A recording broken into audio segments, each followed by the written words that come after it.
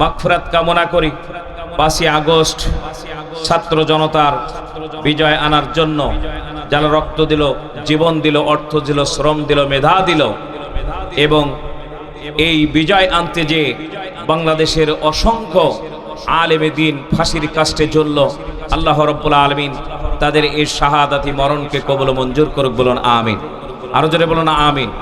সম্মানিত ভাইরা, আল্লাহ রাব্বুল আলামিনের কাছে আজকে শুকরিয়া আদায় করে শেষ করা সম্ভব হবে না, কারণ মাগরিবের আগ থেকে যে পরিমাণ বৃষ্টি ঝরা শুরু হয়েছিল, মনে হচ্ছিল এই মাহফিল আমাদের মসজিদের ভিতরে ছাড়া বাইরে কথা বলা সম্ভব হবে না, কি ঠিক কিনা বলেন? কিন্তু আবার আকাশকে সুন্দর করে দিলেন কে? আরো জোরে বলুন কে? কারণ এখানে যার জীবনে আলোচনা হবেন তিনি হলেন আল্লাহ রাব্বুল আলামিনের প্রিয় বন্ধু জনাবে মুহাম্মদ রাসূলুল্লাহ সাল্লাল্লাহু আলাইহি সাল্লাম। সম্মানিত হাজিরিন, আমি আপনাদের সামনে কোরআনুল কারীম থেকে ছোট্ট একটি আয়াতে কারিমা তেলাওয়াত করেছি। এই আয়াতের আলোচনা যদি আমরা সারা রাত ধরে করি, বলেন আলোচনা শেষ করা সম্ভব হবে? জোরে বলেন সম্ভব হবে? কারণ হলো গোটা কোরআনটাই হচ্ছে আল্লাহর নবীর জীবন জিন্দেগি, কি ঠিক কিনা বলেন? কোরআনের পাখি 50 বছর কোরআনের তাফসীর করেছে, কোরআনের শুরু থেকে শেষ পর্যন্ত তাফসীর করেছে। শুধু বাংলাদেশ নয়, বাংলাদেশের বাইরের ভূখণ্ডেও তিনি আলোচনা করেছেন। আজও পর্যন্ত আল্লাহ রাব্বুল আলামিনের একজন বান্দাও বলতে পারবে না যে আমাদের কোরআনের তাফসীর শুনে তৃপ্তি হয়েছে। যত শোনে তত আরো শোনার জন্য তার কামনা বাসনা বেড়ে যায়, ঠিক কিনা? এর নাম হচ্ছে কোরআন, এই কোরআনের মুজিজা। আর এই কোরআনটা আল্লাহ রাব্বুল আলামিন বিশ্বনবী জনাবে মুহাম্মদ রাসূলুল্লাহ সাল্লাল্লাহু আলাইহি ওয়াসাল্লামের কাছে পাঠিয়েছেন। সেই নবীর জীবন জিন্দেগি আলোচনা হবে। বর্তমান সময়ে দুইটা জিনিস নিয়ে খুবই বাড়াবাড়ি চলছে, আপনারা দেখেছেন ফেসবুক থেকে শুরু করে সমস্ত জায়গায়। একটা হলো মিলাদ আর একটা হলো সিরাত, কি ঠিক কিনা বলেন? আল্লাহ রাব্বুল আলামিন কোরআনুল কারীমটা সর্বপ্রথম নাজিল করতে চেয়েছিলেন পাহাড়ের পরে। সেদিনকে পাহাড় আল্লাহ পাককে ডেকে ডেকে যে কথা বলেছিলেন, আল্লাহ রাব্বুল আলামিন নিজের কাছে সীমাবদ্ধ রাখে নাই, গোটা মানব জাতিকে শোনার জন্য, কিয়ামত পর্যন্ত জানিয়ে দেওয়ার জন্য আল্লাহ রাব্বুল আলামিন আল্লাহর রাসূলের কাছে ওহীর মাধ্যমে সেই কথা জানিয়ে দিলেন। আলা জাবালিল রাআইতাহু খাশিআম মুতাসাদ্দিআম মিন খাশিয়াতিল্লাহ। আল্লাহ রাব্বুল আলামিন ডাক দিয়ে বলেন, কোরআন যখন আমি পাহাড়ের পরে নাজিল করতে চেয়েছিলাম, সেদিনকে পাহাড় আমাকে ডেকে ডেকে বলেছিল, রব্বুল আলামিন এই কোরআনের সম্মান আর মর্যাদা হলো 100 সহিফা নাজিল করেছেন, 4খানা বড় কিতাব, 3খানা আগে নাজিল করেছেন, 103খানা কিতাব আপনি নাজিল করেছেন দুনিয়ার জমিনে বিভিন্ন নবী এবং রাসূলদের কাছে। কিন্তু এমন একটা কিতাব এখন আপনি নাজিল করতে যাচ্ছেন, 103খানা কিতাবকে হাইলাইট করে দেওয়া হবে, এই কিতাবকে প্রাধান্য দেওয়া হবে। ওই 103খানা কিতাবের ভিতরে যা আছে আল্লাহর কোরআনের ভিতরে সেই কথাগুলো আছে। এত সম্মানিত কিতাব আমি পাহাড় আমি আমার কাছে ধারণ করতে পারবো না, তাই আমি ভয়ে, আমি অসম্মান, আমি কাঁপতে কাঁপতে আমি আল্লাহ রাব্বুল আলামিন এই পাহাড়, শক্ত পাহাড় মাটির সঙ্গে একাকার হয়ে যাব। রব্বুল আলামিন আমার পরে এটাকে নাজিল করবেন না। আল্লাহ রাব্বুল আলামিন পাহাড়ের সেই কথাটা ভালো লেগেছে, তাই দুনিয়ার মানুষকে জানিয়ে দিলেন। আল্লাহ পাক বললেন, পাহাড় যদি সেদিনকে কথা বলতে পারে, কিয়ামতের ময়দানে এই বাগান বাড়ির জায়গা কথা বলতে পারবে কিনা? আমার ভাইরা, হাত কথা বলবে, পা কথা বলবে, জবান বন্ধ করে দেওয়া হবে, ঠিক কিনা? আল ইয়াউমা নাখতিমু আলা আফওয়াহিহিম ওয়া তুকাল্লিমুনা আইদিহিম ওয়া তাশহাদু আরজুলুহুম বিমা কানু ইয়াকসিবুন। আল্লাহ পাক বললেন, কিয়ামতের ময়দানে বান্দার জবানকে বন্ধ করে দেওয়া হবে, হাত কথা বলবে, পা কথা বলবে। কারা মানুষের নামে অন্যায়ভাবে মামলা দিয়েছে, কারাই মানুষদেরকে অন্যায়ভাবে ধরিয়ে দিয়েছে, বাড়ি চিনিয়ে দিয়েছে, পেটুয়া পুলিশ বাহিনীকে দিয়ে এই মানুষদেরকে হয়রানি করেছে, সব কিছু আল্লাহ রাব্বুল আলামিনের আদালতে কিয়ামতের ময়দানে হাত আর পা আল্লাহর দরবারে সাক্ষী দিয়ে দেবে, ঠিক কিনা? সব সাক্ষী দিয়ে দেবে। কারা বাড়ি চিনিয়ে দিয়েছিল? পুলিশ তো আপনার আমার বাড়ি চেনে না, চেনে না? আমার ভাইরা, আমার মতো মানুষ আমার নামে চুরির মামলা, ডাকাতির মামলা, হত্যার মামলা, রাহাজানির মামলা, গাড়ি পোড়ানো মামলা, গাড়ি ভাঙা মামলা, গাছ কাটা মামলা, 56টা মামলা দিয়ে রাখছে। মাত্র কয়টা? 56টা। এতেও শান্তি হয় নাই, আরো দেওয়ার জন্য প্রস্তুত ছিল। ছাত্র জনতার আন্দোলনে যখন আলেম ওলামারা আমরা মাঠে নেমে গেলাম, বিজয়ের পরে আমাদের ব্রহ্মরাসপুর ডিবিএফ প্রেস ক্লাবের সাংবাদিকরা পরবর্তীতে আমার সঙ্গে দেখা করে বলল যে আমরা প্রেস ক্লাবে বসে আলোচনা করেছি, এই আন্দোলন যদি সফল করতে না পারে তাহলে মাওলানা ফারুকীকে আর খুঁজে পাওয়া যাবে না, গুম করে দিয়ে দেবে তারা। একটাই অপরাধ, শুধুমাত্র অন্যায়ের বিরুদ্ধে আপনি যখনই চলে যাবেন তখনই আপনার বিরুদ্ধে তারা সেই কথা বলবে, রসুলের বিরুদ্ধে তারা যে কথা বলেছিল, আও একতুল আও একলিব, হয় তারে হত্যা করো না হলে দেশ থেকে তাড়িয়ে দাও। ঠিক না? যারা আমাদেরকে হত্যা করেছে, যারা আমাদেরকে তাড়ানোর জন্য প্রচেষ্টা অব্যাহত রেখেছে, আজকের তারাই পালিয়ে গেছে, খুঁজে পাওয়া যাচ্ছে না একজনও। ঠিক না? আমার মুসলমান ভাইরা, অপরাধ করে পৃথিবীর জমিনে কেউ আজ পর্যন্ত প্রতিষ্ঠিত থাকতে পারে নাই। তবে এই পৃথিবীতে আল্লাহর কোরআনের কথা বলে, আল্লাহর কোরআনী আন্দোলন করে, আল্লাহ রাব্বুল আলামিন রাসূলের দেখানো পথ এবং মতের পরে যারা প্রতিষ্ঠিত রয়েছে, টিকে রয়েছে, যদি এই অবস্থায় তারা ফাঁসির কাষ্ঠেও চলে যায়, কিয়ামত পর্যন্ত আল্লাহ তাদের সম্মান আর মর্যাদা বাড়িয়ে দেবে। কিন্তু যারা হারামি করেছে, এদের সম্মান আর মর্যাদা বাড়াবে না। মির্জাফরের মতো তাদের দিকে মানুষ থুতু নিক্ষেপ করবে, জুতা নিক্ষেপ করবে, তাদের গলায় জুতার মালা পরিয়ে দেবে। ঠিক না? দেখছে কিনা? দেখছে কিনা? আহারে কি ক্ষমতা দেখাইছি বাবারে বাবা! মনে হচ্ছে এই পৃথিবীতে এই ক্ষমতা আর জীবনেও কখনো তাদের হাত থেকে চলে যাবে না। আল্লাহ রাব্বুল আলামিন সেই রসুলের আগমনের আগে আবাবিল পাখি তারা যেমন কাবা ঘরকে রক্ষা করেছিলেন, আল্লাহ রাব্বুল আলামিন বিজয় দান করেছিলেন, হস্তি বাহিনীকে ধ্বংস করে দিয়েছিলেন। এদেশের এক দল তামাল আবাবিল পাখির জীবনের বিনিময়ে আল্লাহ রাব্বুল আলামিন দ্বিতীয় স্বাধীনতা আল্লাহ পাক এদেশের মানুষকে অর্জন করার মতো সুযোগ দান করেছে। ঠিক না?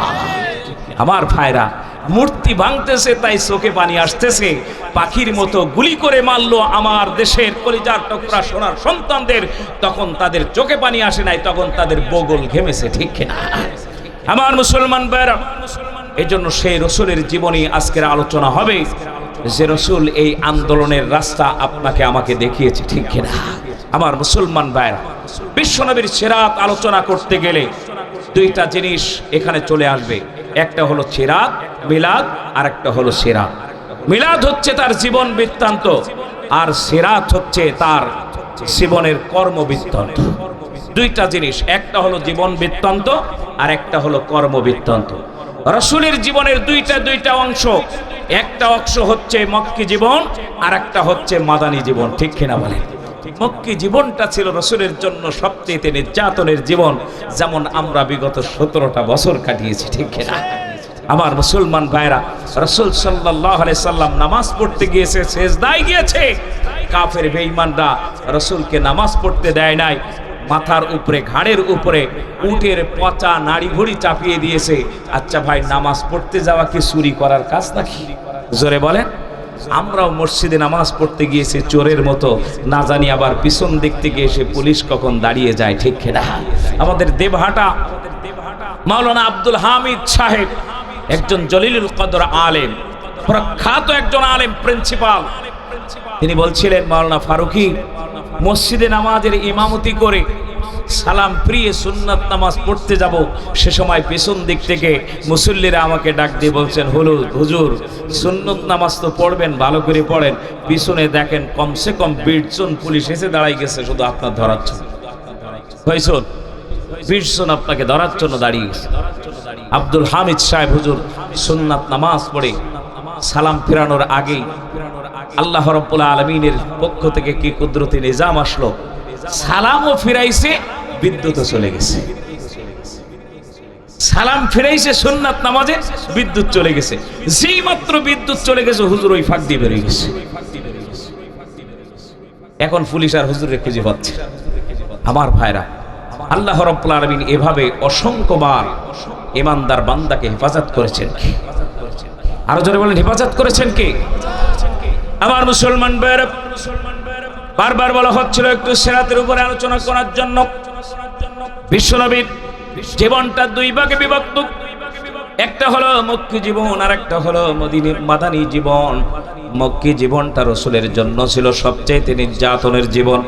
বিশ্বনবী কালেমার দাওয়াত যেই মাত্র দিতে গিয়েছে মানুষের কাছে, কোনো মানুষকে কিন্তু মারতে যায় নাই, কোনো মানুষকে হত্যা করতে যায় নাই। সেই সমাজের মানুষগুলো বিশ্বনবীকে তাদের প্রতিপক্ষ মনে করত। মুসলমান ভাইরা, আজও পর্যন্ত এমন মানুষ আছে যারা আল্লাহর নবীকে আজও পর্যন্ত প্রতিপক্ষ মনে করে। বিশ্বনবীর আদর্শ তারা মানতে রাজি না, রাসূলের শুধুমাত্র নরম সুন্নাতগুলো মানতে রাজি, এই গরম সুন্নাত মানতে রাজি না, ঠিক কিনা?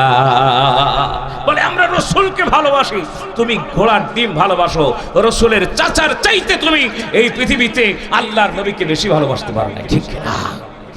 রাসূলের চাচা আবু তালিব, নাম কি?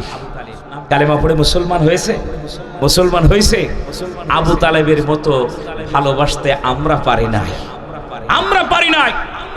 আল্লাহ রাব্বুল আলামিন কোরআনের আয়াত নাজিল করে দিয়েছেন আমাদের জন্য, কুল ইন কুনতুম তুহিব্বুনাল্লাহা ফাত্তাবিউনি ইউহিব্বুকুমুল্লাহ ওয়া ইয়াগফির লাকুম যুনুবাকুম আল্লাহু গফুরুর রহিম। আল্লাহ পাক বলছেন, হে নবী আপনি বলে দিন, ইন কুনতুম তুহিব্বুনাল্লাহ, তোমরা যদি আল্লাহ রাব্বুল আলামিনের রাসূলকে ইত্তেবা করো, যদি রাসূলকে তোমরা অনুসরণ করো, আল্লাহর নবীকে যদি তোমরা ইত্তেবা করো, আমি নবী তোমাদেরকে বলে দিয়ে দিলাম, ইত্তেবা করার অর্থ হচ্ছে আমরা এখানে আল্লাহ রসুলকে অনুসরণ, রসুল যেটা করেছেন, রসুল যেটা বলেছেন সেটাই আমাদের মানতে হবে, সেটাই আমাদের জানতে হবে, ঠিক কিনা বলেন?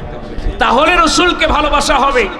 এই পৃথিবীতে আমরা যে রাজনৈতিক দলের অনুসরণ করি, রাজনৈতিক দলের যে সমস্ত নেতারা আছে, বিএনপি, আওয়ামী লীগ, জাতীয় পার্টি, জামাত ইসলাম, চরমোনাই, তাবলীগ, জাসদ, বাসদ, অন্যান্য যে সমস্ত দল আছে, এর যে সমস্ত প্রধানরা আছে, আপনারা বলেন তাদের জীবনে ছোট্টবেলা থেকে আজ পর্যন্ত সব জীবনে কি আমরা জানি? জোরে বলেন, আমরা জানি? তারা কবে মিথ্যা কথা বলেছে সেটাকে আমরা জানি? কোন জায়গায় কার ঘরের ভিতরে, হোটেলের ভিতরে গিয়েছে সেটাকে আমরা জানি না? কোনো দল সম্পর্কে জানি না। তাদের সার্টিফিকেট আমরা দিতে পারবো না জীবনের, কিন্তু এমন একজন নেতাকে আমরা নেতা বলে মানি যার ব্যাপারে সার্টিফিকেট দিয়েছেন স্বয়ং কে? আল্লাহ রাব্বুল আলামিন। লাকাদ কানা লাকুম ফি রাসূলিল্লাহি উসওয়াতুন হাসানা। আল্লাহ রাব্বুল আলামিন বলেছেন এই পৃথিবীতে সর্বোত্তম চরিত্রের অধিকারী হলো বিশ্বনবী জনাবে মুহাম্মদ রাসূলুল্লাহ সাল্লাল্লাহু আলাইহি সাল্লাম। আমরা এই পৃথিবীতে মিছিল করে অনেক কথা বলি, অমুক নেতার চরিত্র ফুলের মতো পবিত্র। আমার ভাইরা গাঁজা খেয়েছে কতবার তার কোনো ঠিক নাই, বেড়া ভেঙেছে কতবার তার কোনো ঠিক নাই, আর ঘুষ আর সুদ খাইতে খাইতে আর ব্যাংক লুটপাট করতে করতে এমন অবস্থা সৃষ্টি হয়ে গিয়েছে, ব্যাংকের ভিতরে টাকা নাই, টাকা সব খাটের তলায়, ঠিক না? একজনকে ধরলো দাড়ি সহ, আগে দাড়ি ছিল, তারে যখন চিনতে পারছে না ধরে বেড়েছে, ধরার পরে বলছে আপনার মুখের ভিতরে এত সুন্দর দাড়ি ছিল, আপনি দাড়িগুলো কাটলেন কেন? বলছে দাড়ি রাখা সুন্নাত আর জীবন বাঁচানো ফরজ, তাই জন্য আমার জীবনটা বেঁচে যায়, তাই দাড়ি কেটেছি যাতে করে পাবলিক আমারে চিনতে পারে না। বলেন এ কি আল্লাহর রাসূলের অনুসরণ করলো নাকি আবু জেহেলের অনুসরণ করেছে? আমার মুসলমান ভাইয়ের একটু কান খাড়া করে দিয়ে শুনুন, রাজনৈতিক দলে আমরা যারা অনুসরণ করি, আমাদের যে সমস্ত নেতৃবৃন্দ আছে, আমাদের এই যে সমস্ত নেতা আছে, তাদের সম্পর্কে আমরা ওয়াকিফাল নই, কিন্তু আল্লাহর নবী সাল্লাল্লাহু আলাইহি সাল্লাম জন্ম থেকে মৃত্যু পর্যন্ত 63 বছরের এই জীবন জিন্দেগি আল্লাহ রাব্বুল আলামিন মহাগ্রন্থ আল কোরআনের মাধ্যমে আল্লাহ পাক রাসূলের জীবন জিন্দেগিটা এমন সুন্দরভাবে গঠন করে দিয়েছেন যে চরিত্রের, যে জীবনের দিকে দেখলে একজন মানুষ সোনার মানুষে পরিণত হয়ে যাবে।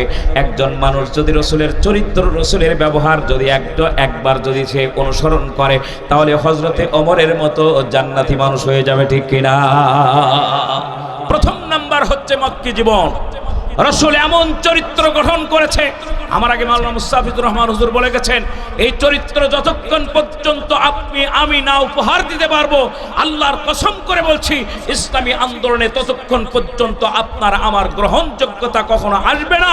আপনাকে আমাকে দেখে যদি সমাজের একজন বাজে মানুষ যদি সে পরিবর্তন না হতে পারে, আপনার আমার দেখে যদি আরো খারাপের দিকে চলে যায়, তাহলে বুঝতে হবে আমি জামাত ইসলামীকে ভালোবাসি না, আমি এই সমাজের সবচেয়ে অর্থ সম্পদ আর নিজের প্রতিপত্তিকে আমরা ভালোবাসি, ঠিক কিনা?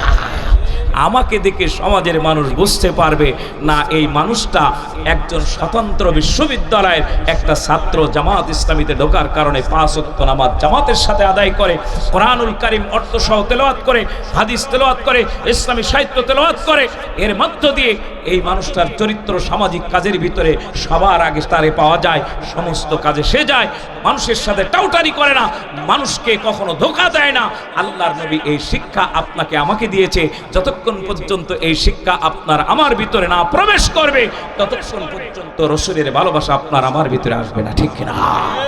এই পৃথিবীতে আপনি আমি যা রাসূলকে ভালোবাসি, তার চাইতে রাসূলের চাচা আবু তালেব রাসূলকে বেশি ভালোবেসেছে, ঠিক কিনা? বিশ্বনবীকে যখন হত্যা করতে এসেছে কাফেররা, আবু জেহেল বলেছে মুহাম্মদকে আমাদের হাতে তুলে দাও।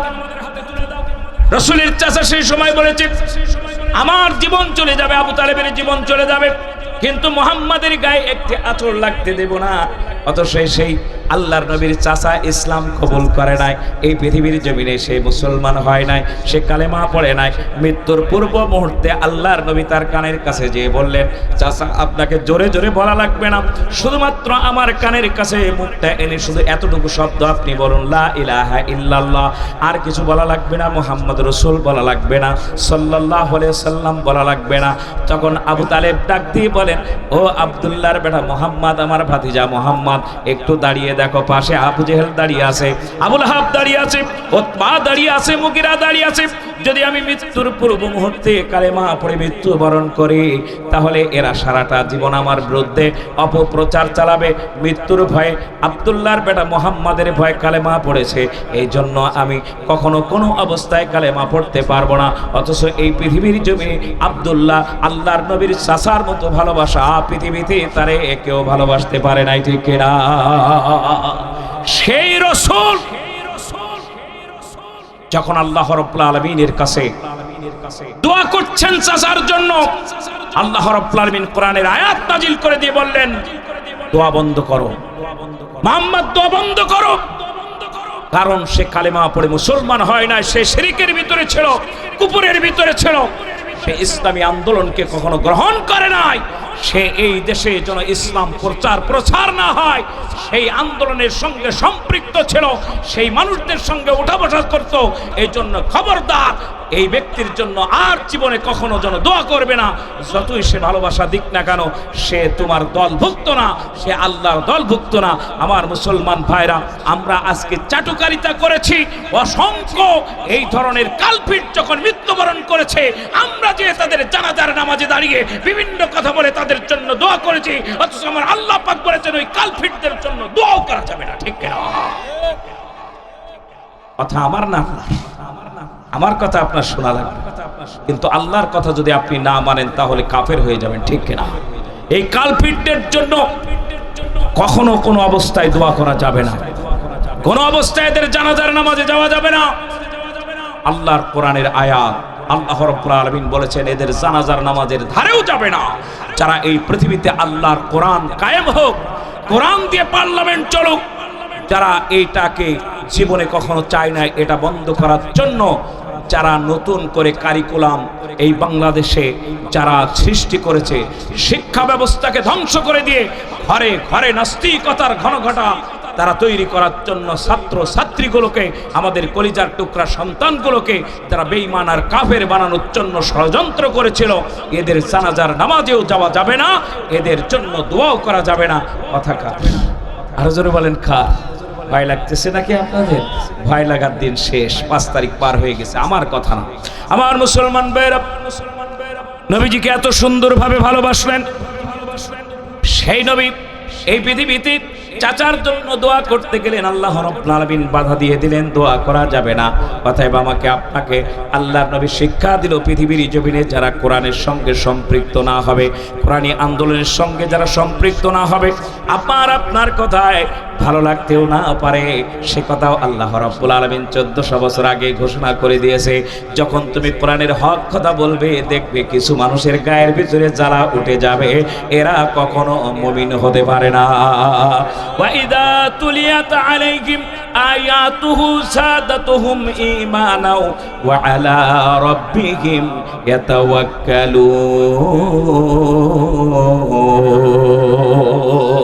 আল্লাহ রাব্বুল আলামিন ডাক দিয়ে বলেন, এই পৃথিবীতে হলো তারাই ঈমানদার, তারাই হলো ঈমানদার যাদের সামনে কোরআনের হক কথাগুলো, কোরআনের নির্যাস, কোরআনের একদম মূল মগজটা যখন তুলে ধরা হয়, ঈমানদার মানুষের ভিতরে এত বেশি আল্লাহর প্রতি ভালোবাসা আর বিশ্বাস বেড়ে যায়।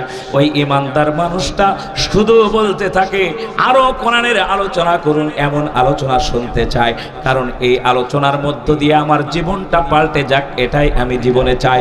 কোরআনের বাকি 50টা বছর যখন এভাবে কোরআনের নির্যাস মানুষের সামনে তুলে দিয়েছে, ধরেছে, তখন সুদখোর সুদ ছেড়েছে, ঘুষখোর ঘুষ ছেড়েছে, জিনাখোর জিনা ছেড়েছে, এমনি করে অমুসলিম মুসলমান হয়েছে যাদের সংখ্যা 1000-এরও বেশি।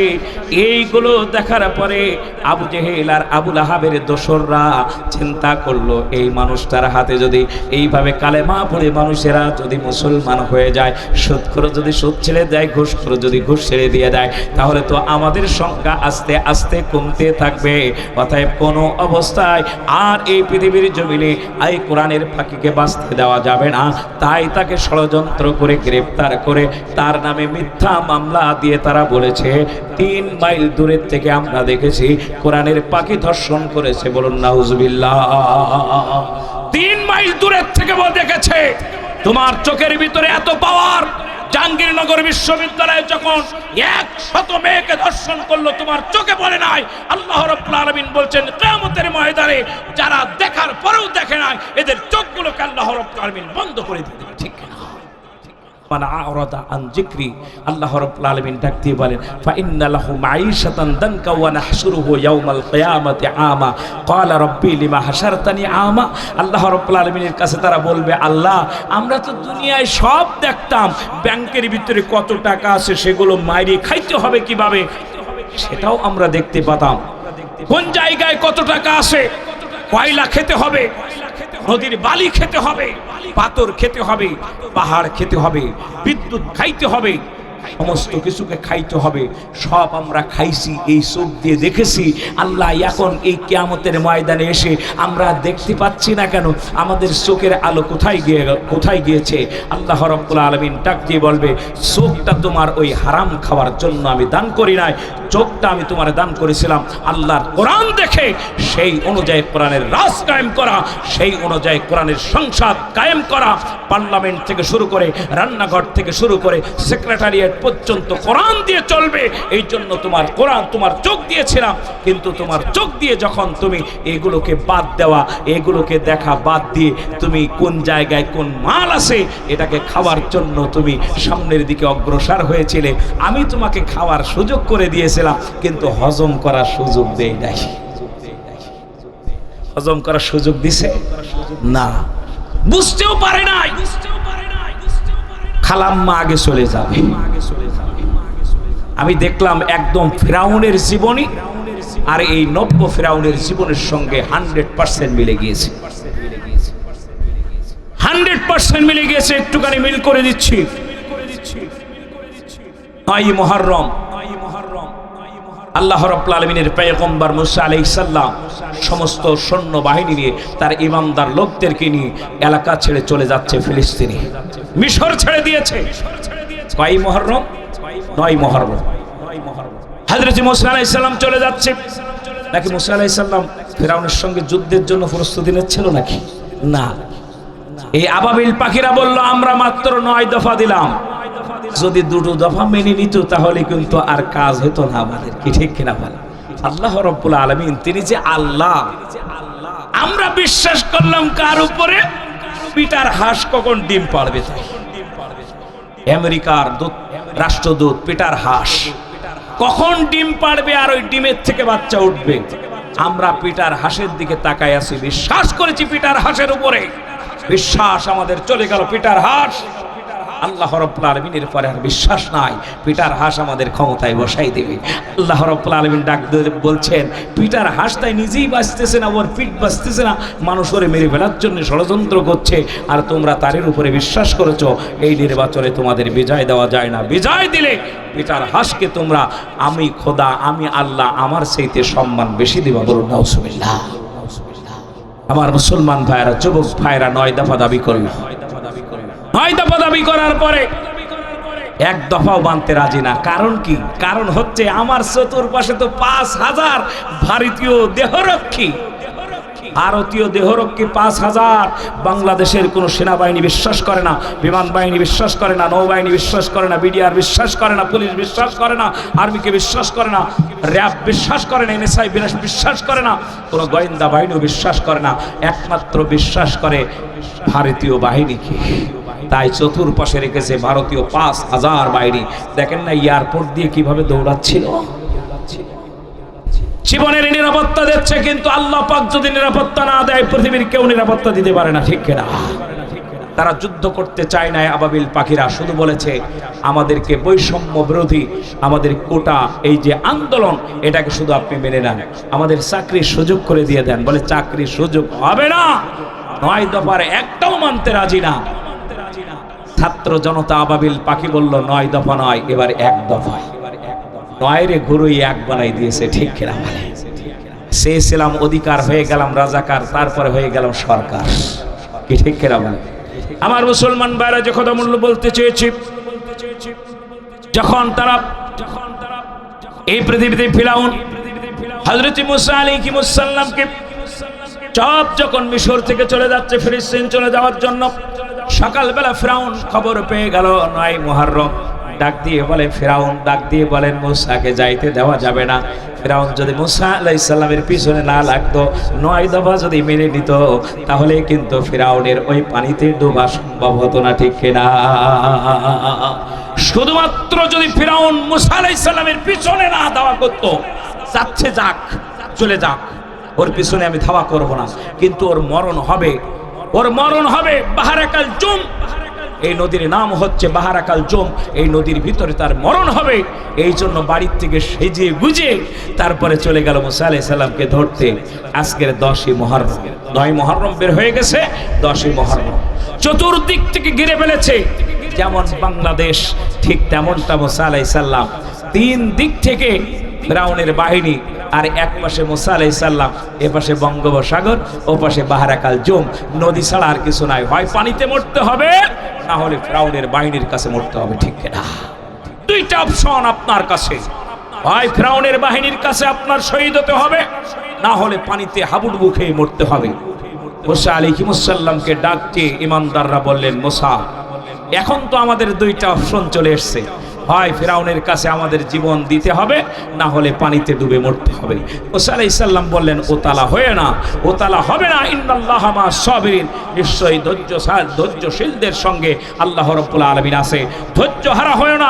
অসংখ্যবার জামাত ইসলামী বাংলাদেশের নেতৃবৃন্দ এই কথা বলেছে আমাদের সামনে, কিন্তু আমরা বলেছি এখনো বহুত দেরি। ও আপনারা যতই বলেন না, কি এই কথা আমরা বলেছি না? আমার মুসলমান ভাইরা, আল্লাহ রাব্বুল আলামিন ডাক দিয়ে বলেন, তোমরা তাদেরকেও অবহেলা করছো, কিন্তু শুনে রেখে দিয়ে দাও, ওয়ালা তাহিনু ওয়ালা তাহজানু ওয়া আনতুমুল আলাউনা ইন কুনতুম মুমিনিন। আমার কোরআন মিথ্যা হতে পারে না, আমার কিতাব মিথ্যা হতে পারে না। আমি তোমাদেরকে ডাক দিয়ে বলেছি, ওয়ালা তাহিনু ওয়ালা তাহজানু, তোমরা চিন্তা করো না, ভয় করো না। মুমিন যদি তোমরা হয়ে থাকো, তোমাদের বিজয় হবে। এই দেশের 80% ছাত্র শিবিরের ছেলেরা যখন দামাল একদম আবাবিল পাখির মতো রাজপথে নেমে গেল, তারা আগের থেকেই বুঝতে পেরেছি 80% হলো ছাত্র শিবির আর জামাত, ঠিক কিনা? কিন্তু করার কিছু নেই, হাতের থেকে সব চলে যাচ্ছে, চতুর্দিক থেকে ঘিরে ফেললো মুসা আলাইহিস সালামকে। মুসা আলাইহিস সালাম বলে, ধৈর্য ধরো। আল্লাহ রাব্বুল আলামিনের কাছে মুসা আলাইহিস সালাম ডাক দিয়ে বলেন, আল্লাহ, তারা ভয় পাচ্ছে, তুমি মেহেরবানি করে তোমার পক্ষ থেকে সাহায্য বাড়ি দাও, হাত বাড়িয়ে দাও। আল্লাহ পাক বললেন মুসা লাঠি দিয়ে পানির উপরে একটা আঘাত করো। আঘাত যখন করেছে আল্লাহ রাব্বুল আলামিন প্রথমে একটা রাস্তা আল্লাহ পাক বানিয়ে দিলেন, কিন্তু 12টা কওমের মানুষ তারা বলছে না, আমরা সর্দারদের রাস্তার সাথে আমরা যেতে পারি না, আমরা হলাম সৈয়দ, আমরা কিন্তু যাই তাই মাল্লা, আমরা একসাথে যাব না, আলাদা রাস্তা করে দিতে হবে। আল্লাহ রাব্বুল আলামিন 12টা রাস্তা করে দিয়ে দিলেন, সব মানুষ চলে গেল। ফিরাউন দেখে মুহূর্তের ভিতরে সব চলে যাচ্ছে রাস্তা দিয়ে, সর্বনাশ, এই সারা জীবন রাস্তা উদ্বোধন করেছে আমি, আর আজকের উদ্বোধন করতেছে মুসা, এটা তো সহ্য করা যায় না, এর ভিতরে ঢুকে পড়তে হবে। আস্তে আস্তে করে সূর্য পশ্চিম দিগন্তে ঢলে যাচ্ছে, একটু খেয়াল করবে। মুসা আলাইহিস সালাম যখন নেমে যাচ্ছে, জোহর পার হয়ে গেল, সূর্য পশ্চিম দিকে ঢলে গিয়েছে, মুসা পয়গম্বর রাস্তার ভিতরে নেমে গেল। ঠিক এদেশের সেনাবাহিনী প্রধান তিনি বললেন, আমি 2টার সময় আমি বক্তব্য দেব, কি হবে না হবে, বাংলাদেশের ভবিষ্যৎ কি হবে। অর্থাৎ সে সময় 2টা বাজা, মানে পশ্চিম দিকে সূর্য ঢলে গিয়েছে, ঠিক কিনা? তখন ঢলে গিয়েছে। ফিরাউনও দেখলো মুসা আলাইহিস সালাম যখন চলে যাচ্ছে তখন পশ্চিম দিগন্তে ঢলে গিয়েছে। আমার মুসলমান ভাইরা, ঠিক দেখা গেল 2টার সময় বক্তৃতা দিল না, 3টার সময় দেবে, 3টার সময় দিল না, আরো সময় নিয়ে নিল। সূর্য যত পশ্চিম দিকে ঢলে যাচ্ছে, আল্লাহ রাব্বুল আলামিনের রহমত তার উপর থেকে সব চলে গিয়েছে। শয়তান এবার ভর করে বসেছে, ঠিক কিনা? আমার মুসলমান ভাইরা, শয়তানটা বিদায় নিল, ফিরাউনও বিদায় নিল। শুধুমাত্র এই কথা বলতেছিলাম এই জন্য, পৃথিবীতে যারা সঠিক পথে থাকবে, দিনের পথে অটুট থাকবে, আল্লাহ রাব্বুল আলামিন এই পৃথিবীতে তাদের বিজয় দান করবে। তবে আল্লাহর নবীর সুন্নাহ অনুযায়ী যদি পথ না চলেন, নবীকে ভালোবেসে যদি সামনের দিকে না আগান, তাহলে আল্লাহ রাব্বুল আলামিনের পক্ষ থেকে এক চুল পরিমাণ সাহায্য আসবে না, ঠিক কিনা? রাসূলের ভালোবাসার কথা বলছিলাম। আমার মুসলমান ভাইরা, হযরতে ওমর ফারুক রাদিয়াল্লাহু তাআলা আনহু বিশ্ব নবীর সামনে তাওরাতের একটা পাতা নিয়ে হযরতে ওমর রাদিয়াল্লাহু তাআলা আনহু তেলাওয়াত করছেন। আল্লাহ রাসূল বললেন, ওমর, কি তেলাওয়াত করছো তুমি? বলছে, হুজুর, তাওরাতের একটা পাতা নিয়ে আমি একটু তেলাওয়াত করছি। বিশ্ব নবী ডাক দিয়ে বলেন, সরে রেখে দিয়ে দাও ওমর। কোরআনুল কারীম নাজিল হওয়ার পরে যদি কোরআন বাদ দিয়ে কোনো ব্যক্তি তাওরাত, ইনজিল, জবুর এবং পূর্ববর্তী নবীদেরকে অনুসরণ করে তাদের উপরে ঈমান আনবে, কিন্তু তাদেরকে যদি অনুসরণ করে আল্লাহ রাব্বুল আলামিন জীবনের সব আমল বরবাদ করে দিয়ে তোমাকে জাহান্নামের অধিবাসী বানিয়ে দেবে। অতএব এখনই তওবা করে আল্লাহর কোরআনের কাছে তোমাকে মুতাওয়াজ্জহ হতে হবে। শুনে রেখে দিয়ে দেন, আল্লাহ রাব্বুল আলামিনের কোরআন বাদ দিয়ে, রাসূলের সুন্নাহ, রাসূলের জীবন, রাসূলের হাদিস বাদ দিয়ে যারা নিজেদের মন গড়া অনুযায়ী এই দেশ পরিচালনা করতে চায়, তারা এই পৃথিবীর থেকে কখনো আল্লাহর জান্নাতে যেতে পারে না, ঠিক কিনা? আমার মুসলমান ভাইরা, যে কথা বলছিলাম, রাসূলের জীবন 2টা, একটা হলো মক্কি জীবন আর একটা হলো মদিনার জীবন। রাসূলের জীবন হলো 2টা, একটা হলো তার জীবন বৃত্তান্ত আর একটা হলো কর্ম বৃত্তান্ত। আলোচনা করতে করতে যদি সামনের দিকে চলে যায়, তারপরও আলোচনা শেষ হবে না। বিশ্বনবীর জন্ম থেকে যে জীবনটা মক্কা জীবনে তিনি কাটিয়েছেন, এই জীবনটা হলো আল্লাহর নবীর সবচেয়ে বেশি দাওয়াতি জীবন ছিল। দাওয়াত দিয়ে মানুষ তৈরি করেছে। আর যখন মদিনায় চলে গিয়েছেন আল্লাহর নবী, তখন রাষ্ট্র ও ক্ষমতার ব্যবস্থা করেছে, ঠিক কিনা? অতএব আমাদের এখন মক্কি জীবন চলছে। এই জীবনে প্রত্যেকটা ঘরে ঘরে আপনাকে আমাকে কোরআনের দাওয়াত পৌঁছে দিতে হবে। যারা 5ই আগস্ট শহীদ হয়েছে, শাহাদাত বরণ করেছে, তারা একটি কথা আমাদেরকে মেসেজ দিয়ে শাহাদাত বরণ করেছে, আমরা শহীদ হয়েছি তোমাদেরকে বাস টার্মিনাল দখল করে খাওয়ার জন্য নয়, তোমাদেরকে এই পৃথিবীর বিভিন্ন সেক্টর দখল করে হামলা কামলা করে কুকুরের মতো কামলা কামড়ি করে খাওয়ার জন্য নয়, আমরা জীবন দিয়ে শহীদ হয়ে এই রাষ্ট্র তোমাদের কাছে ফিরিয়ে দিয়েছি শুধুমাত্র একটাই কারণ, সেটা হলো কোরআনের দাওয়াত প্রত্যেকটা মানুষের কানে কানে পৌঁছে দেবে, প্রত্যেকটা ঘরে ঘরে পৌঁছে দিবে।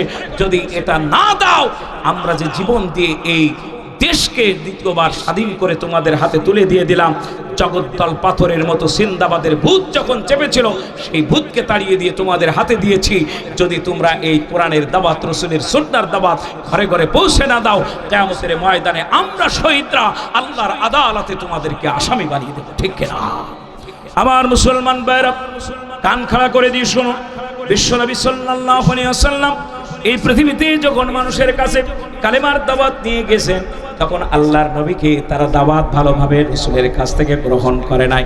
আল্লাহর নবীকে মেরেছে, আল্লাহর নবীকে আঘাত করেছে, পাথরের আঘাত করে করে নবীজির সমস্ত শরীরগুলো ঝাঁঝরা করে দিয়েছে।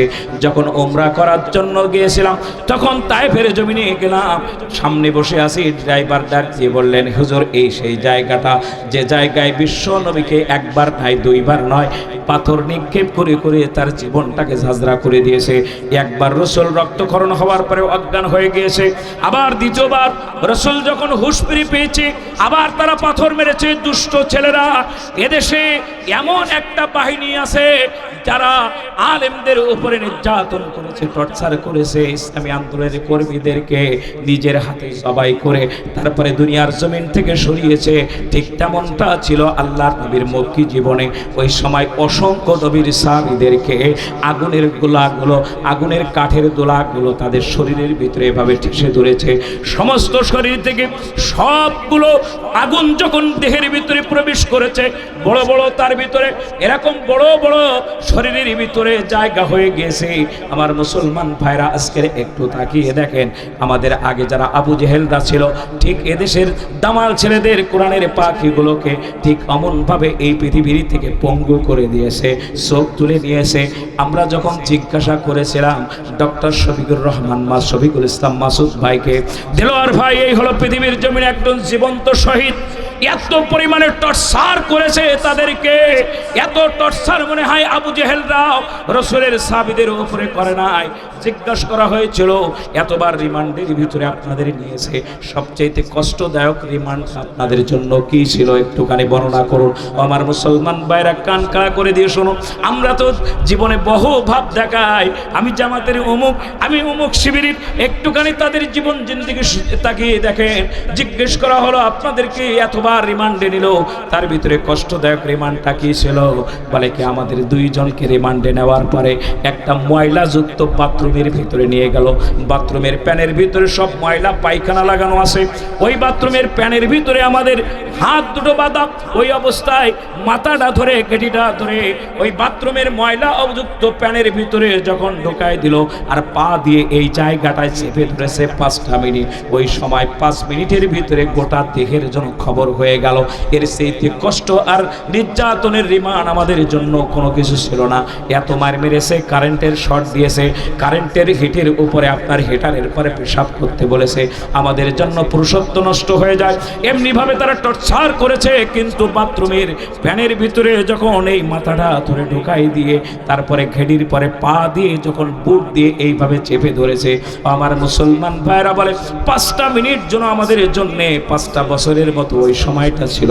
এত কষ্ট আর নির্যাতন দেওয়ার পরে আল্লাহ রাব্বুল আলামিন এই সমাজকে একটা সুন্দর সুখী সমৃদ্ধ সমাজ উপহার দেওয়ার জন্য আবাবিল পাখিরা রাজপথে জীবন দিয়েছে, ঠিক কিনা?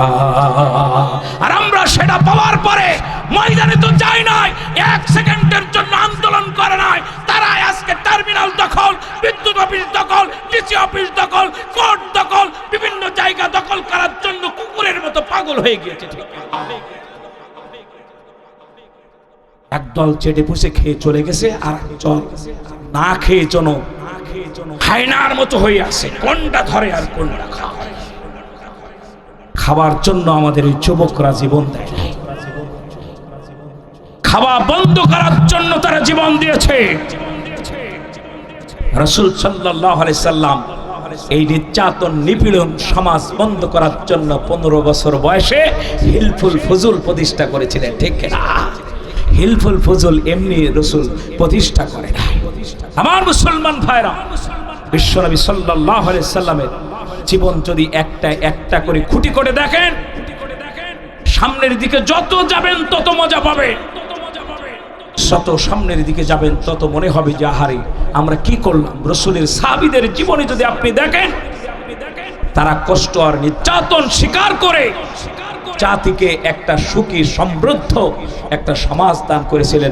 আইয়ামে জাহিলিয়াতকে দাফন করে দিয়ে একটা নতুন সমাজ আরবদের জন্য উপহার দিয়েছিল সাহাবীরা জীবন দেওয়ার ফলে, ঠিক কিনা? 5 তারিখের আগে আপনারা দেখেছেন আন্দোলনে শুধু পুরুষ নয়, আমাদের মা বোনেরা যেভাবে রাস্তায় নেমেছে, ইতিপূর্বে কখনো এরকম ভাবে রাস্তায় কেউ নামে নাই, ঠিক কিনা? বন্যা হলো, যেভাবে মানুষ ঘরের খাবার বের করে তাদের জন্য দিয়েছে, কারণ তারা জানে এখন আর আমাদের কাছ থেকে অর্থ সম্পদ কেড়ে নিতে পারবে না ওই পেটুয়া বাহিনীরা। এখন আমরা জায়গা মতো জিনিসটা পৌঁছে দিতে পারবো, ঠিক কিনা? আমার মুসলমান ভাইরা, এই সমাজ তৈরি করার জন্য কমসে কম 2000-এর উপরে আবাবিল পাখিদেরকে জীবন দিতে হয়েছে। 5000-এর উপরে 8000-এর উপরে ছাত্র জনতা বিকলাঙ্গ হয়ে গিয়েছে।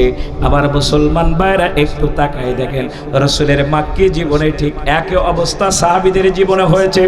এই সমাজ প্রতিষ্ঠা করার জন্য সাহাবীরা যখন কোরআনের দাওয়াত দিয়েছে, খাব্বাব আর খুবাইবের শরীর ভিতরে তারা এমনি করে আগুন ঢুকিয়ে দিয়েছে, এমনি করে আগুনের কয়লাগুলো ঢুকিয়ে দিয়েছে, তাদের দেহের থেকে চর্বিগুলো বের হয়ে হয়ে আগুনগুলো নিভে গিয়েছে। যখন মদিনায় যাবার পরে ইসলামের বিজয় হয়ে গেল, ওই সময় যখন জামাগুলো খুলে ফেলতো, দেখা যেত শরীরের ভিতরে বিভিন্ন জায়গায় বড় বড় গর্ত আছে। তখন যারা এটা সম্পর্কে জানতো না তারা এসে, কারণ যারা নতুন মুসলমানের যোগদান করেছে ইসলাম বিজয় হওয়ার পরে, দেখবেন ইসলাম বিজয় হওয়ার পরে মিছিলে যারা সামনে ছিল এরা জীবনে কখনো ইসলামী আন্দোলনে যায় নাই, ঠিক কিনা? রাস্তায় নামে নাই। যেই 5 তারিখে বিজয় হলো, সবার আগে নেতৃবৃন্দের হাত ধরে আরে বুক এরাম করে মিছিল করতেছে, এরাই সামনে, এরাই সবার আগে মাত্র। আলহামদুলিল্লাহ হোক, কারণ আল্লাহ পাক বলেছেন ইজা জাআ নাসরুল্লাহি ওয়াল ফাতহ রাআইতান নাসা ইয়াদখুলুনা ফি দীনিল্লাহি আফওয়াজা। দেখবা ইসলামের বিজয় যখন হয়ে যাবে, ঘরে আর লোক থাকবে না, সব ইসলামের ভিতরে ঢুকে যাবে, সব ইসলামের ভিতরে প্রবেশ করবে। এর আগে খুঁজে পাওয়া যেত না, আরে রাখেন তো, এখন আগে জীবন বাঁচানো, ওই যে সালমান এফ রহমানের মতো যদি আগে জীবন বাঁচাই নেই তাই পরে হবে, ঠিক না? কিন্তু রসুলের সাহাবীরা এটা বলে নাই, ইসলামী আন্দোলনের প্রকৃত কর্মীরা এটা বলে নাই, বাতিলের সঙ্গে আতাত করে নাই। তারা ব্যবসা বাঁচানোর জন্য বাতিলকে হাত করে নাই, বাতিলের সঙ্গে ব্যয় বানায় নাই, দোস্ত বানায় নাই, ঠিক না? আমার মুসলমান ভাইরা, রসুল যদি দোস্ত বানাতো আবু জেহেলের সঙ্গে, যদি রসুল আবু লাহাবের সঙ্গে দোস্ত বানাইতো, তাহলে আল্লাহর রসুলকে এত কষ্ট করা লাগতো না, মায়ের খাওয়া লাগতো না, উটের নাড়ি ভুড়ি রসুলের মাথার উপরে, ঘাড়ের উপরে কোনো ব্যক্তি চাপিয়ে দিত না। কিন্তু বিশ্বনবী সাল্লাল্লাহু আলাইহি ওয়াসাল্লামকে বারবার তারা বিভিন্ন ধরনের প্রস্তাব দিয়েছে। আল্লাহর নবী বললেন, পৃথিবীতে যেটা দেওয়া তোমাদের পক্ষে সম্ভব সেটা যদি তোমরা আমার ডান হাতে দাও, আর যেটা দেওয়া সম্ভব না সেটাও যদি বাম হাতে দাও, চাঁদ যদি ডান হাতে আর সূর্যটা যদি বাম হাতে দাও, কোরআনের দাওয়াত থেকে আমি এক চুল পরিমাণ সরে যাব না। এই কথা কোরআনের পাখি আল্লামা সাইদি বলার কারণে 13টি বছর তারা জেলখানার ভিতরে তারা আবদ্ধ করে রেখেছে, ঠিক কিনা? যদি বলতো আমি জামাত ছেড়ে দিলাম, দাও গাড়ি দাও বাড়ি দাও, পীর সাহেবদের মতো যদি বলতো আমার পকেট ভর্তি করে দাও, তাহলে তারে জেলখানার ভিতরে রাখা লাগতো না। গুলশানে বাড়ি পেত, BMW গাড়ি পেত, বিভিন্ন ধরনের সুযোগ সুবিধা পেত। কিন্তু তিনি ইসলামী আন্দোলন বুঝেছিলেন, তাই বাতিলের সঙ্গে আপোষ করে নাই। জীবন চাই যাবে, কিন্তু বাতিলের সঙ্গে আপোষ হবে না। এটাই হলো রসুলের জীবন জিন্দিগি, রসুলের সাহাবীদের জীবন জিন্দিগি, ঠিক না? তারা এটা বুঝেছে, আমরা এটা বুঝতে পারি না। আমরা বুঝবো কি করে? কারণ আমাদের চোখে তো রঙিন চশমা, আমরা তো ওটা দেখতে পাই না। আমার মুসলমান ভাইরা, এই জন্য রসুল সাল্লাল্লাহু আলাইহি সাল্লাম এই পৃথিবীতে আমাদের সামনে যে আদর্শ তুলে ধরেছেন, সেটা হলো প্রথম নম্বর কাজ হলো মানুষের কাছে দাওয়াত পৌঁছে দেওয়া, ঠিক না? কালেমার দাওয়াত, নামাজের দাওয়াত, ইসলামী আন্দোলনের দাওয়াত। ইসলাম প্রতিষ্ঠা হলে, গতকালকে রুস্তম আলী তাওহীদি আমার সাথে ছিল, 8 নম্বর ধুলিয়ার ইউনিয়নের বিভিন্ন এলাকায় অমুসলিম ভাইদের কাছে যখন আমরা দাওয়াত নিয়ে গেলাম, তারা বলছে যে আপনাদের আশা লাগবে না, আমরা দাঁড়িপাল্লায় ভোট দেব। আমরা বললাম ভোট নেওয়ার জন্য আপনাদের কাছে আসি নাই, আমরা এসেছি আমিরে জামাত বলেছে আপনারা ভালো আছেন কিনা, আপনাদের কোনো সমস্যা হচ্ছে কিনা এটা খোঁজ খবর নেওয়ার জন্য আমরা এসেছি। যদি কোনো সমস্যা হয় আমাদের সাথে যোগাযোগ করবেন, আমরা এসে আপনাদের পাশে দাঁড়াবো, সেই কারণে এসেছি। আমরা ভোট চাওয়ার জন্য আসি নাই। তারা বলছে আমরা গুণে আপনাদেরকে ভোট দিয়ে দেব, আপনারা চিন্তা করেন না। কারণ যেভাবে আপনারা 5 তারিখের পরে আমাদের পাশে ছিলেন, আমরা আর আপনাদের থেকে দূরে যাব না। মুসলমান ভাইরা, রাসূল সাল্লাল্লাহু আলাইহি সাল্লাম মক্কি জীবনে এই আদর্শ দেখিয়েছিলেন, তাই মক্কার অসংখ্য মানুষেরা রাসূলের কাছে কালেমা পড়ে মুসলমান হয়েছে, ঠিক কিনা? বিপদের মুহূর্তে দাঁড়িয়েছে। রাসূলের যখন দাঁড়ানোর মতো ক্ষমতা ছিল না, আমাদের অসংখ্য ভাইদেরকে ফাঁসি দিয়েছে, ক্রস ফায়ার দিয়েছে, কিন্তু আমরা তাদের পাশে যেয়ে দাঁড়াইতে পারি নাই। পরিবেশ পরিস্থিতি ভালো না থাকার কারণে আল্লাহর নবীর সামনে অসংখ্য সাহাবীদেরকে ঠিক তেমন ভাবে হত্যা করা হয়েছে, শহীদ করা হয়েছে। আম্মার সুমাইয়া রাদিয়াল্লাহু তাআলা আনহু, তাদেরকে শহীদ করা হয়েছে। রাসূলের কাছে যখন সুমাইয়ার ছেলে এসে কেঁদে কেঁদে বলছেন, ইয়া রাসূলুল্লাহ, একটা কিছু করুন, আমার আম্মাকে তারা হত্যা করছে, এমন কঠিন ভাবে হত্যা করছে যেটা বর্ণনা করে শেষ করা যাবে না। আল্লাহর নবী বললেন, রব্বুল আলামিন যখন সাহায্য করবে তখন আমি তোমাদেরকে সাহায্য করতে পারবো না। আমার মুসলমান ভাইরা, রাসূলের হাতে তখন ক্ষমতা ছিল না, কিন্তু যখন রাসূল মদিনা থেকে মক্কা বিজয়ের জন্য আসলেন, ওই সময় বিশ্ব নবীর সাথে মাত্র 10,000 সাহাবী ছিল। ওই 10,000 সাহাবী নিয়ে যখন রাসূল মক্কায় প্রবেশ করলেন, মক্কার মানুষদের রূহগুলো গলার কাছে চলে আসলো। চিন্তা করলো এবার আমাদের আর নিস্তার নাই, কিন্তু আল্লাহর নবী ডাক দিয়ে বললেন, লা তাসরিবা আলাইকুমুল ইয়াউম, আজকের তোমাদের বিরুদ্ধে কোনো অভিযোগ নাই, তোমাদের সবাইকে সাধারণ ক্ষমা করে দিলাম। আমি তোমাদের একই কথা বলেছে, লা তাসরিবা আলাইকুমুল ইয়াউম, আজকের তোমাদের বিরুদ্ধে কোনো অভিযোগ নাই। রাসূলের মক্কা বিজয়ের পরে সুন্নাত ছিল 2টা, এখানেও 2টা। কয়টা সুন্নাত জোরে বলেন? 2টা। প্রথম নাম্বার সুন্নাত হলো লা তাসরিবা আলাইকুমুল ইয়াউম, সবাইকে সাধারণ ক্ষমা করে দেওয়া হলো। 2 নাম্বার সুন্নাত হলো বিশ্বনবী বললেন, 15 জনের নাম বললেন, এই 15 জনকে কোনো অবস্থায় মাফ করা হবে না, যেখানে পাবে তাদেরকে হত্যা করবে অথবা জীবিত ধরে নিয়ে আসবে। রাসূল সবাইকে ক্ষমা করে দিয়েছেন, কিন্তু 15 জনকে ক্ষমা করে নাই, ঠিক কিনা? আমার ভাইরা, ঠিক তেমনি ভাবে বাংলাদেশের সবাইকে ক্ষমা করে দেওয়া হলো, কিন্তু রাসূল সে সময় বলেছিলেন 15 জনের কথা। বর্তমান বাংলাদেশে ঘাপটি মেরে থাকা এমন 15,00,000 অসংখ্য ওই ধরনের চাটুকাররা আছে, যাদের ব্যাপারে একচুল পরিমাণ আপোষ হবে না, যেখানেই পাওয়া হবে আইনের কাছে সোপর্দ করে ফাঁসির কাস্টে ঝোলানো হবে, ঠিক কিনা? আমার মুসলমান ভাইরা, যারা সবচেয়ে আমাদের বেশি ক্ষতি করেছে, আয়নাঘর যারা বানিয়েছে, যারা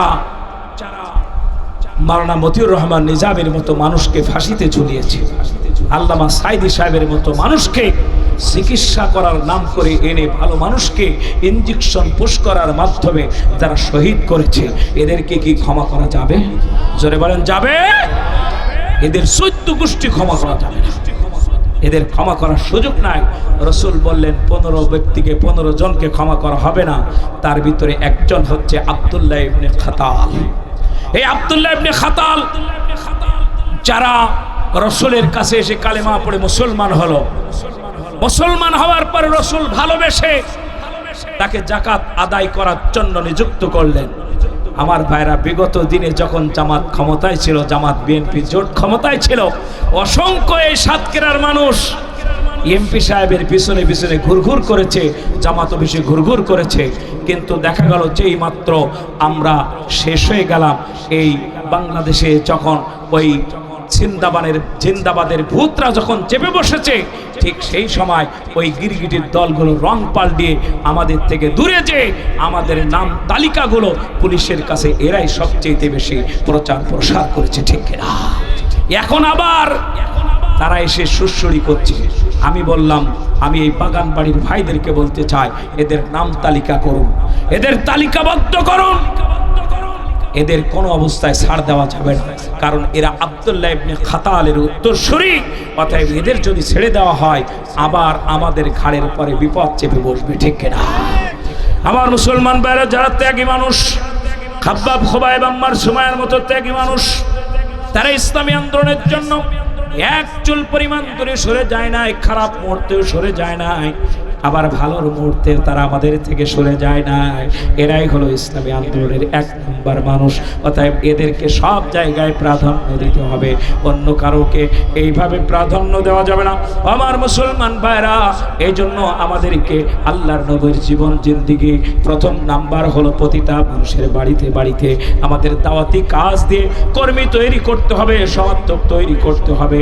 ওই যে শহীদরা আমাদের বিজয় দান করে দিয়ে বিজয়ের জন্য জীবন দিয়ে যে কথাগুলো আমাদের বলে গিয়েছে, প্রত্যেকটা বাড়িতে বাড়িতে কোরআনের দাওয়াত পৌঁছে দিতে হবে, ঠিক কিনা?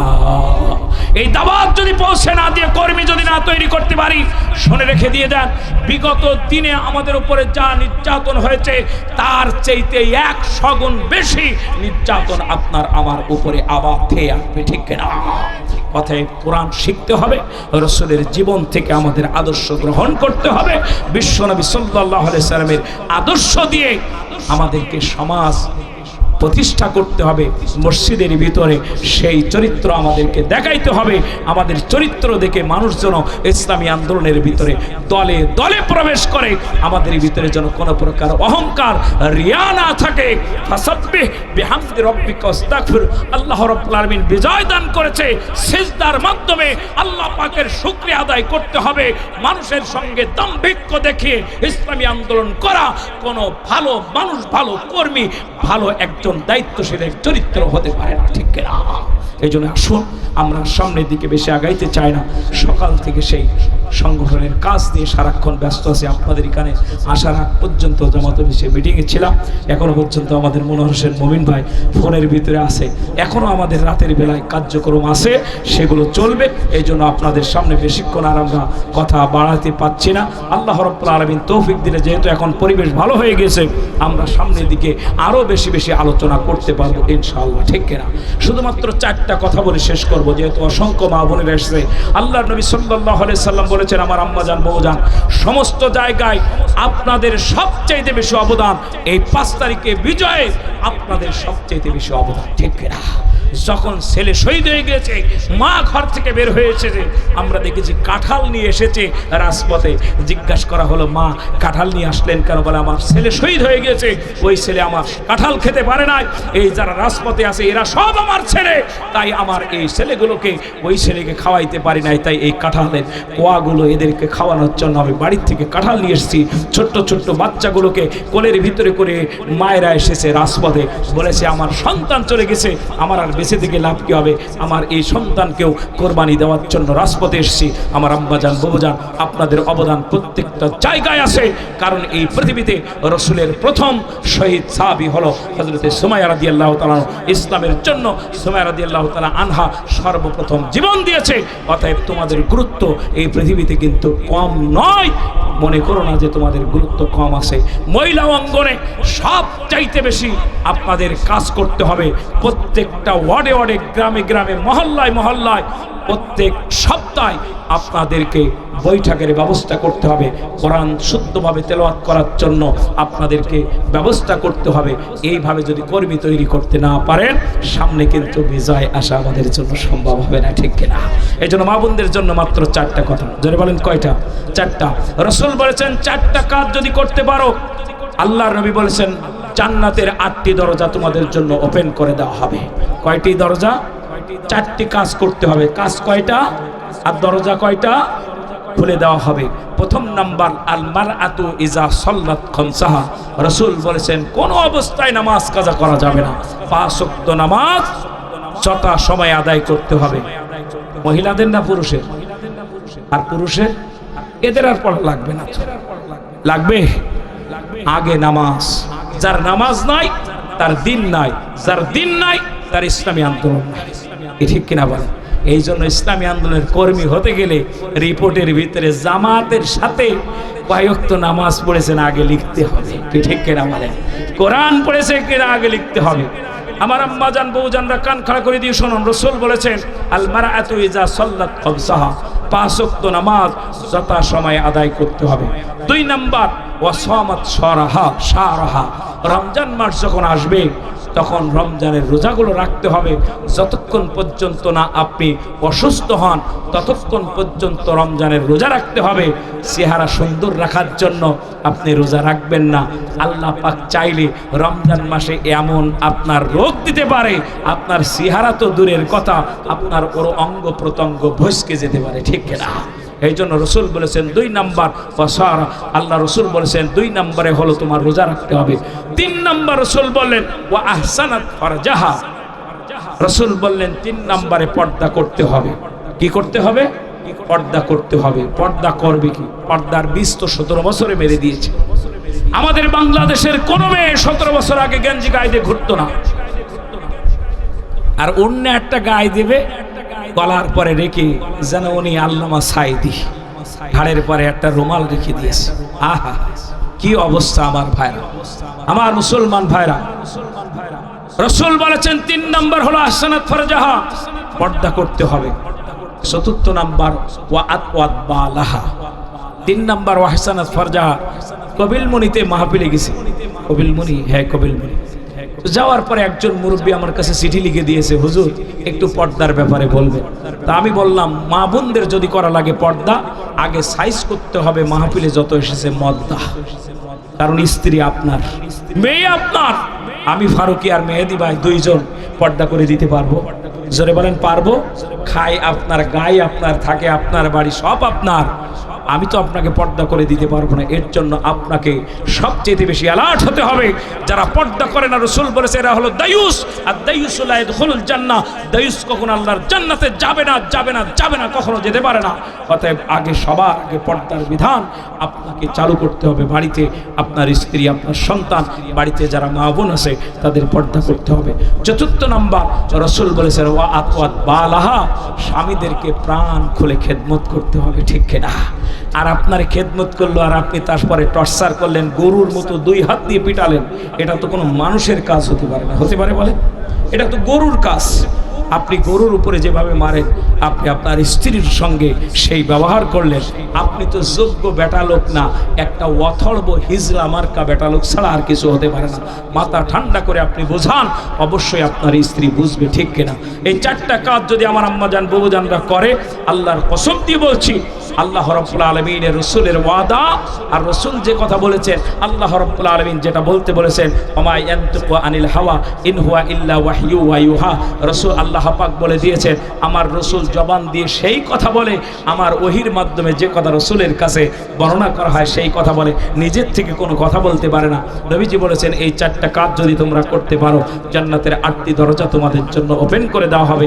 আল্লাহ রাব্বুল আলামিন যেন আমাদের সকলকে আল্লাহর কোরআন, রাসূলের সুন্নাহ মেনে সামনের দিকে ইসলামী আন্দোলনের একজন যোগ্য শপথের কর্মী হিসেবে আল্লাহ পাক আমাদের সকলকে কবুল করে নেন। আল্লাহুম্মা আমিন।